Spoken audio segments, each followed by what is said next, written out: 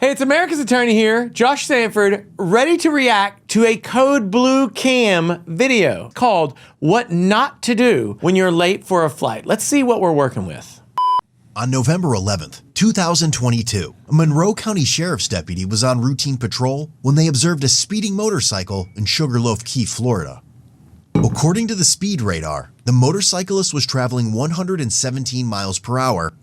Not that you asked, but that's the exact same top speed that I've ever driven. The deputy activated their emergency lights and attempted to conduct a traffic stop, but it appeared the motorcyclist accelerated and began fleeing.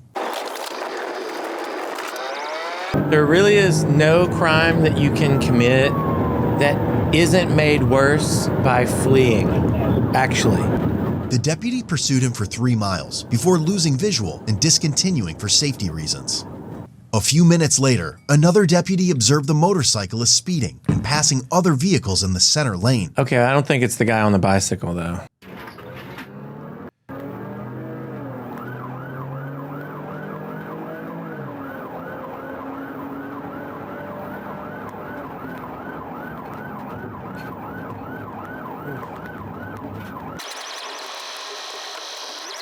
The operator was identified as 35-year-old Quincy Martin.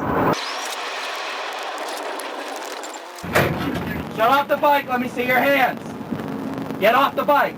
So if you've never been involved in a stop for a motorcycle, you may not know that this is how they do it. This is very different than a motor vehicle where in most places, if you get out of your car or start to get out of your car in response to getting pulled over, they're gonna draw down on you. But on a motorcycle, they actually want you away from the bicycle. So think about that. Take off your bag. Put your hands behind your back. Hands.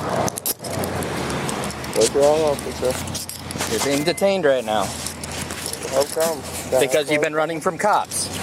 No, Yeah. I stopped as soon as I heard you. You can step with me right over here. Any weapons on you? I'm from Trinidad and Tobago. I'm not from here. You mind if I take your helmet off? No problem. You have to take off the strap. He's being very compliant for now, considering he was fleeing. What's your name? My name is Quincy. What is it? Quincy. Can I call you Quincy? No, Quincy. Quincy? No problem. How about can I call you Q? I know this doesn't matter, but he told him his name is Quincy, and he says, "Can I call you Quinson?" He's like, "No." Actually, the cop can call him whatever he wants. But then he asked him if he can call him Q. I don't know what he's getting out of this unless he's like a Mission Impossible fan or something like that. Sorry, officer. Whatever it is, it's a misunderstanding. I would never run from the cops. I'm not even from the country. Like, I wouldn't do that. I didn't see it. I was trying to get back to Fort Lauderdale. I didn't know that, I couldn't pass on the inside of whatever it is that I did wrong. All right. You know what Miranda warning is? That was an awesome cut right there. So in the United States, you have the right to remain silent, all right? But so, like I said, I'm going to ask you some self-incriminating questions, which I don't want you to feel like you have to answer without your attorney present, okay? So before I do that, I'm going to read this to you, okay? Before we ask you any questions, understand your rights. You have the right to remain silent. Anything you say can be against you in court. The right to talk to a lawyer for advice before you ask any questions. You have the right to have a lawyer during questioning. If you cannot afford one will be appointed before you during questioning if you wish. If you decide to stop answering without a lawyer present, you have the right to stop answering at any time, okay? If you just... Wait, is it me? I mean, I'm not from Trinidad and Tobago. I'm from America, and I can barely understand this cop. Like, he's supposed to be Mirandizing him, and I'm like, it's 66 words. He's got it down to about 38 by using contractions. That is weird. Also, I would have liked him to have Mirandized this guy earlier. Now, he has not admitted to anything as nearly as I can tell, but they should Mirandize him as soon as they arrest him. And it looks like they waited some time. So I got you on visually estimated you're going over the posted speed limit, okay? Right. My radar there confirmed my visual estimation. You're doing 117 in a 45 mile per hour zone. And not only were you doing that, you're doing that going through passing a school. Very dangerous, okay? Because I did see you brake. You braked, right? Because you saw my lights. I was moving with the flow of traffic. No, you weren't, buddy. It's on camera. You brake 2 times when I had my license aren't activated, and you took off. You started passing people in no passings. You continue to stop, to fail to yield to me. I don't know how much this guy's fine is going to be, but from the angle they're shooting him, I feel like he maybe could play John Legend's stunt double in a video if he has to have someone drive a motorcycle really fast. He's got a little bit of that vibe to him. In Trinidad, if they try pulling you over, what do? You pull over. You stop, right? So why didn't you do it now? When I saw him, I pulled over. Ask him. When I saw him in the mirror, I slowed down to see if he was coming for me. And when I realized that he was coming for me, I pulled over. Negative. When you caught up to me, just so you know, I'm a cop. Yeah. When you caught up to me, you looked right under your shoulder, right at him coming, and then you went around me and ran a box truck off the road. The first officer I saw was this Negative. guy. That's not true. You braked twice, and there was no one in front of you, so there's no traffic holding you up. Well, I'm sorry. I swear I didn't see you. The first officer I saw was when he pulled out. Well, if you didn't see me, what was your reasoning for passing and no passings and all that stuff? Why? Honestly, I'm running a little late. I have a flight to catch at 2 p.m., so... Okay, so I want to stop him right there and say they Mirandized him, such as it was, and they've told him he doesn't have to answer questions. This is the first time that he's very explicitly explaining why he broke the law. Now, let's be real. He's only confessing to passing in a no passing zone. It's not like a capital offense or anything. It's actually not true that he could have an attorney appointed for him because it's only a traffic violation. So he's not going to get a free lawyer if he can't afford one. But they have finally asked him a question that they could not have properly asked him without first Mirandizing him. So here we are. I was trying to get out of here to get to Fort Lauderdale so I can catch my flight. I'm wrong for what I did, but I swear I didn't see any officer before I saw him. I know it may seem that way, but I really didn't see any officers before him. All I was trying to do is just get out of here so I can get back to get my flight. You have a passport or no? Yeah, but it's not with me. It's at home. But when you're driving, you're supposed to have, if you don't have a driver's license in the United States, you're supposed to have your country of origin's driver's license and your passport. What I was told is that the driver's permit is okay for 3 months or 90 days. Yeah, with your passport. Oh, sorry about that. Nobody told me. 12 finger on patrol too. But officer, if I get in trouble, it goes beyond this, I may lose my visa. I'm sorry. Well, he's admitted to a lot so far, right? First of all, he said, yes, I was speeding. Yes, I passed in a no passing zone. Yes, I don't have my passport on me. Yes, I was splitting the traffic, which I think means kind of driving down the double lines there in the middle. He's given the motive. He's explained why he was doing what he's doing, right? Which is he doesn't want to miss his flight. But he is not admitted that he was fleeing them. They also discovered 7.5 grams of marijuana in his backpack, and he did not possess a medical marijuana card. Oh, man. Come on. Q, do you have a medical marijuana card? You have a medical marijuana card? No, you just bought that to hang out in Key West and stuff?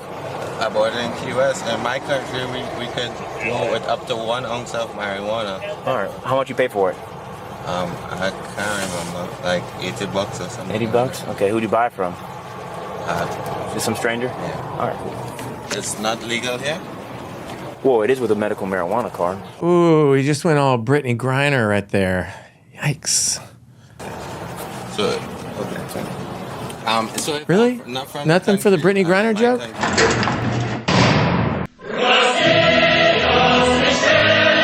Sergeant, or anybody has any pursuit questions, as far as I could watch, I watched you drive in a very safe manner. Your speeds were never excessive. Oh, thank you. So, I got you. Thank you, Captain. If they have any questions, I'm happy to answer. Yes, sir. Thanks, sir. I appreciate it. I don't know if you caught that, but the captain is kind of summarizing what his testimony is going to be for this report. And he says, I saw you driving at a very safe rate of speed. I'm I mean, I'm not calling the captain, like a liar, but if you're chasing someone who's going up to 117 and eventually you catch them, you know what? You guys are adults, or perhaps your children, but you can do the math. You got to be going pretty fast to catch someone. And that kind of is the problem with these high-speed chases, especially if you talk about the potential danger from a motorcycle. If a motorcycle is speeding, who's at the highest risk of injury or death? The people on the motorcycle, in this case, the person on the motorcycle. Now, on the other hand, if they hit an 18-wheeler, probably the 18-wheeler driver is not going to get injured, but the motorcyclist is in danger, okay? As soon as the cops chase him, now the cops are in danger, and also cop cars are big, and they're heavy, and they're dangerous, and if they hit someone, then that's a lot more dangerous than if it's just a motorcycle on the loose. And I don't say that to say that the cops should or shouldn't chase, or that they were chasing unsafely or whatever. I mean, we all know that. But there are situations in which it is unreasonable and even dangerous for a police officer to drive too fast to try to catch someone, even someone who's committing a crime, although honestly, driving fast on a motorcycle alone, it's like not the most criminal thing that someone can do. I mean, I don't approve of it, and I certainly don't want people out there on the roads driving that fast when I'm out there or my family's out there. But just adding big, multiple cop cars to that transaction elevates the danger from minimal to bigger, and you gotta be careful. Now, who's at fault? This is something you learned in law school, if you remember. Who's at fault if someone dies in connection with a high-speed chase like that? The person they're pursuing is legally, criminally at fault in most circumstances for what happens to someone who gets hit by a cop car that's chasing them. So that's a mess. And I'm glad we're not dealing with that in this video. Quincy was charged with felony fleeing eluding an officer, misdemeanor counts of reckless driving, first offense, and possession of marijuana. His cash bond was set at $50,000, $5,000 for reckless driving, $10,000 for possession of marijuana, and $35,000 for fleeing, eluding an officer.